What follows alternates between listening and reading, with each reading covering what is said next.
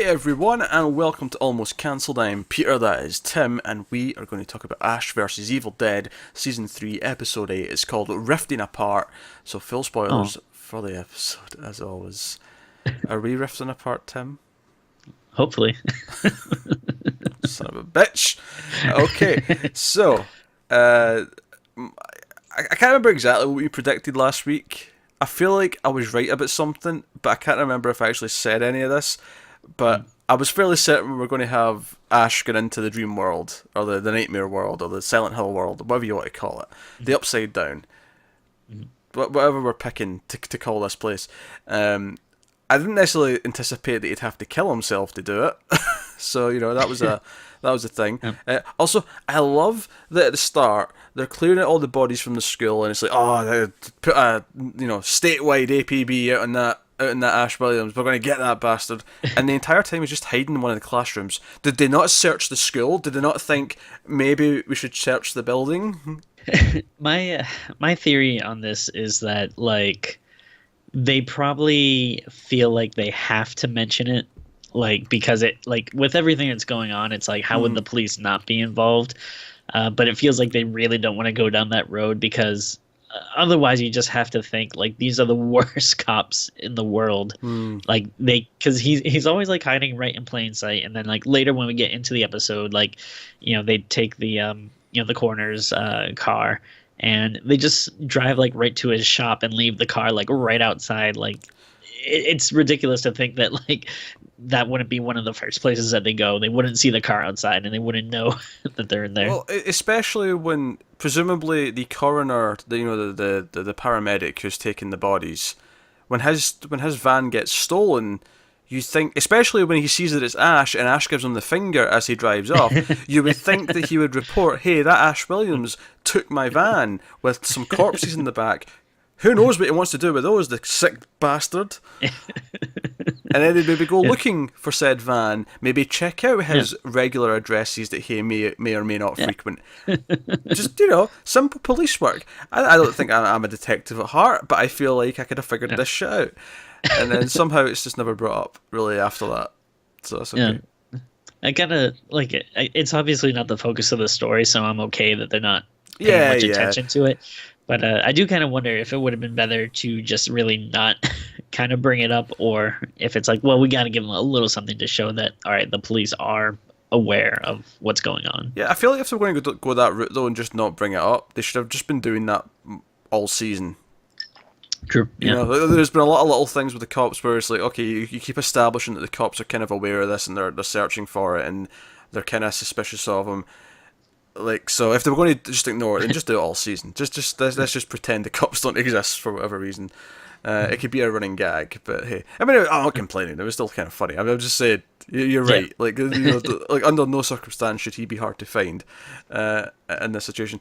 So we see Brandy. He's up and about in the Upside Down, and runs into what's his face, Dalton. Right, and it turns out, because one of our theories, the only people who died with the knife went here. That doesn't seem to be the case, because there's a bunch of random high schoolers from the party kind of running around and getting taken by this big shadow monster.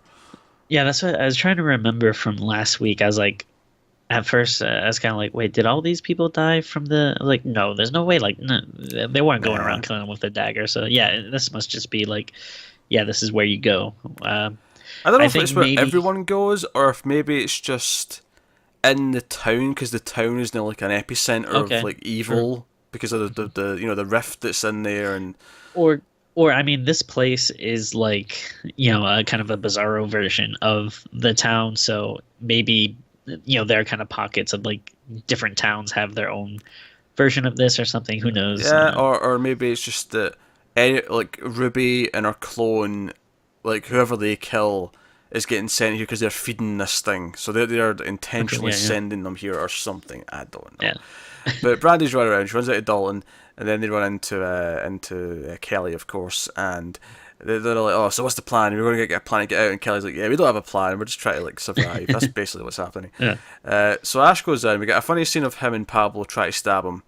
Where they're very scared about doing it, but they do pull it off. Ash gets his hand back when he wakes up in the Rift world, and what's funny to me about that is he even cracks a joke later on. It's funny how often this happens, because it's really it's a really meta joke, because obviously Bruce Campbell still has two hands, so it feels like every so often there's an excuse to just have him have two hands. Just either as a joke because it's easier to film. Oh, this is a day I don't have to have the chainsaw. It's a day I don't have to have the weird glove that looks like a robot hand. I don't know what the reason is, but he cracks a joke about it, and that amused me. But so a lot of the episode is them in the upside down, rift world, all smoky and foggy, and they're running away from this shadow thing. I thought the shadow thing itself looked quite good. I think I said that last week. I thought all the shadow hands coming up and like grabbing the people though was a little bit like randomy CG kind of. Yeah, it's pretty CGI. I feel like if this was a movie, I'd probably be maybe a little more complainy, but I feel like it's like pretty good for TV. I think when I saw the design of the shadow like figure, I thought, oh, it's going to be really suspenseful. And I feel like it ended up not being that, though. It was kind of just like it would stand there and then the hands would come for you when it was looking at you. As opposed to like, actual, oh, we can maybe try and like get past, and oh, did it seize, did it not? It didn't really ever really get to that point. It was more just, I don't know. I mean, this is the other thing. When Ash gets up, so in the Rift world, just because you think you know the locations, it doesn't mean that when you go through a door, you're going to actually go to the place you think you were going. And like Ash ends up in the sperm bank, and I thought, oh god, what are they going to do here again? They're actually bringing the sperm bank back, and they actually never did anything with it. Like he cracks one joke when they're walking back through, when he eventually meets everyone else. He's like, hey, maybe sticky in here. Like we got a little joke, but I thought, oh man, you brought the sperm bank back and we didn't do anything in it. I thought that was a bit weird. Yeah, it was surprisingly kind of a low-key episode. Like, I feel like there was a lot of potential for this Rift world, and I do have the feeling that we haven't seen the last of it. Well, of course, because Kelly's still in there is the big thing. Because Dalton sacrifices himself so that they can get away, and Pablo opens the rift on the other side. Ash and Brandy get through, but Kelly, she can't, and I feel like the reason why she can't go through is because there's like this dark one is inhabiting her body, and so she can't get back into her body yet. Because of course what happens with Ash and Brandy is they go back into their bodies, so I'm thinking that they have to like take care of like the dark one in her body first before she can hop back through. Yeah, that's what I assumed. You probably need like an empty vessel. Because even before. When Ruby brought her back, I think she mentioned something about, oh, I finally found a vessel for you. Yeah, so absolutely. We're going to have to do something first. Yeah, but it makes me pretty confident she's going to survive and come back, because they've set it up now that they can do this quite easily. Yeah. So that is cool. And like, it was a nice moment, and obviously the fact that Ash is like, I'm not leaving you behind. Ghost beaters don't leave no man behind. Kind of thing. There's a camaraderie there that kind of works. Of course, there's some fun. The fun kind of Evil Dead stuff actually came from Pablo, because he was attacked by a deadite. They had like two bodies in the back of the van, and it was the one who wasn't Brandy gets up and basically attacks him in the store. And although again, I have to admit, like this is the thing. I enjoyed this episode, but when I stop and think about some of the stuff, I'm like, oh, I think I was expecting way more in the store. He's fighting a deadite in the hardware store. I feel like I was expecting a lot more use of various things around the store. Yeah, it's ultimately the way he kills the Deadite, I think, is really cool and entertaining, but it feels like it happened so fast. You almost get the sense that this is one of those episodes where it's more about just kind of, putting people in like certain places, that almost when they get to the end, they kind of are like, oh, we didn't really have like a big like set piece or something. And like it almost feels like they kind of like shoehorned it in. Like, all right, let's get some Deadite action or something to get at least amp up the gore a little bit. I actually think this season would have really benefited from like having all these episodes paired up and just having 5 episodes, but that were all like double the length. Because I think there's been a few this season that have kind of felt like that, where it's like, oh, this doesn't feel like it's been like a full meal on its own, this 25-minute chunk. Yeah, I can see that. So I mean, obviously that's it's weird to get a 5-episode season, but it almost does feel like it benefited from that. I think because I actually enjoyed a lot of what this episode set up, and I enjoyed the Shadow World. I enjoyed Pablo fighting the Deadite, but none of it necessarily hit the heights of kind of what I thought they could have done with it. So Oh, yeah, definitely. Yeah, I was kind of expecting more. Like, yeah, the shadow creature.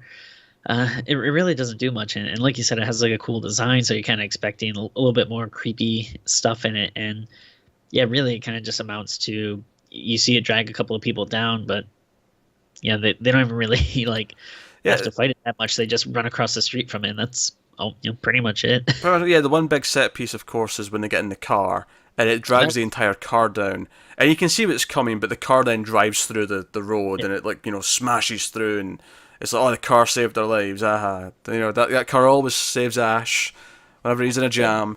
So that was the big moment, and it was a fun moment. Don't get me wrong. Conceptually, I think the episode's pretty strong. It's just maybe not hitting as high notes. I genuinely feel like this might have been an episode where like, let's save the budget for the next two, because obviously we're going to episode 9 next week. We're going to the last two of the season, so probably going to feel like a 2-part finale, and we'll see what it does there. But yeah, but I think my running complaint about the season, where it doesn't necessarily feel like the overall plot is as strong as it has been before with season 2 and season 1, is that I still kind of feel like, what's Ruby and her friends like goal or end goal, or what are they actually up to? Because we see at the end that they've got the native Samaria, the woman who was left to guard the rift entrance, and she wasn't there, and we see that they've got them at the end, and like, oh, well, you're going to help us rewrite history, or whatever it was, or rewrite our destiny, sorry, was the exact phrase. So I don't know what's going on there. So she mentioned something interesting that I don't think we knew before, or if we did, maybe I forgot it, but I forget the name of the person that's in Kelly's body, but that night woman, I think referred to her as like the traitor or something. So I'm assuming maybe she used to be a former knight, and then I'm wondering if and they mentioned like, oh, like what'd you do, like why'd you sell us out, or like what did they promise you that you betrayed us? So kind of wondering what the backstory on that's going to be. I was confused for a second, because I thought she meant she was the traitor to the Dark Ones, because we'd heard about this one Dark One turned her back and went against them, but we always thought that was Ruby. Yeah, I wonder if like it's something where was there like a knight, and like if Ruby is like working for like the Dark Ones, and then you have the knights that are these good guys, and then if they were like these two people that maybe kind of got caught in the middle and like fell in love and decided to kind of break away from the good and the bad, because it seems like they're wanted by both sides. Yeah, and it seems like they're close as well. They really care about each other. Yeah. So that's a theory. That's something. That could be a thing. Yeah, I'm assuming we'll probably learn about that if maybe next episode. If not, definitely season 10. I'm sure we'll find out more. Season 10. Oh yeah, well, on season 10.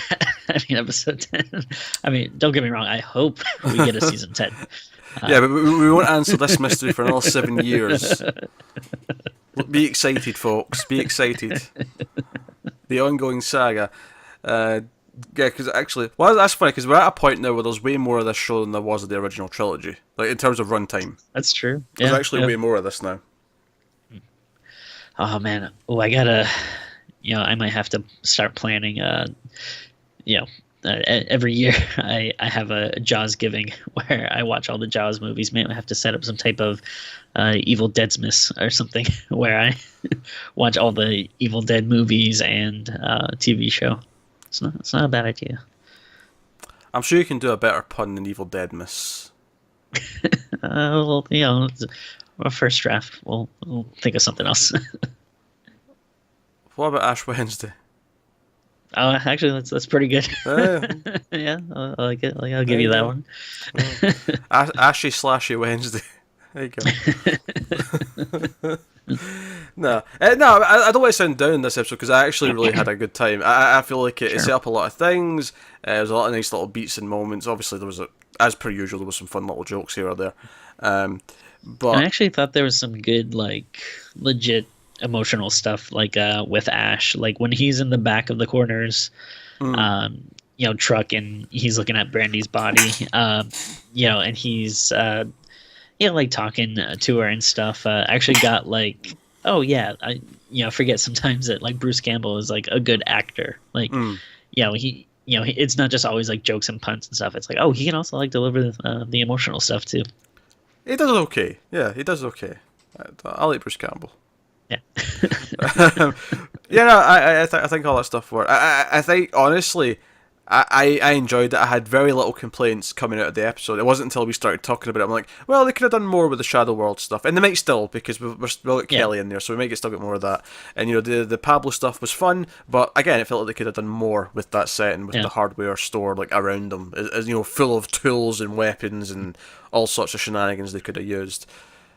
I mean, yeah, as far as complaints go, I think like, like, oh, we want more is kind of I guess at least a little bit of a better complaint to have. It, it's better than like, well, this sucked or whatever, Spoken like a true poet. One day people are going to write down things that Tim has said and put them in a book. I hope so. I'd buy it. I'll probably get a free copy, but whatever. I'll maybe pirate it. I don't want to support the cause. Ugh, Jesus. Just so I can, if everyone, I can just start every episode. I'll just bring up the book and go, okay. Every episode will start with a phrase from Tim, from the book of Timsdom. It's like, today Tim said this on the 4th of July, 1972. See, I think you're trying to make it sound like an insult, but I bet a lot of people are listening, being like, "Oh, that's a good idea. Like, yeah, maybe we should get some people together and like jumpstart this." I'll tell you what, Patreon goal. We'll do a book of Tim. Oh, sounds lovely. We'll call it Tim Stone. Tim. That's it. I'm trying to think of weird Tim puns. It's not happening. Look, okay. I'm not 100%. All right, my jokes are not fired on all cylinders. I'm just good at making fun of Tim, right? And he's dragging it out, and I've got nothing to back it up with. All right, we're done. Well, all right then. So we'll see you next week for more Ashby's Evil Dead. Let us know what you thought of this one in the comments below. Like, subscribe, all that stuff. Get us on the Twitters at mail_fuzz for channel updates. If you want to support the show and the channel, head over to patreon.com/mailfuzztv. You can do that. There's a link in the description. But otherwise, that is us. So thank you once again for watching. We always appreciate it. Keep watching TV. Have we got any vanilla?